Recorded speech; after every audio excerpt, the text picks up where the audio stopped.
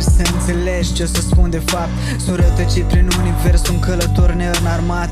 Sunt ce aș vrea să fiu, cum mama a creat. Sunt exact ca tata, un bărbat adevărat. Am renunțat să mă ascund de vicii. Am înțeles că în viață faci sute de sacrificii. Și ce simți că te doboară de fapt e atunci când sufletul tău este amanetat.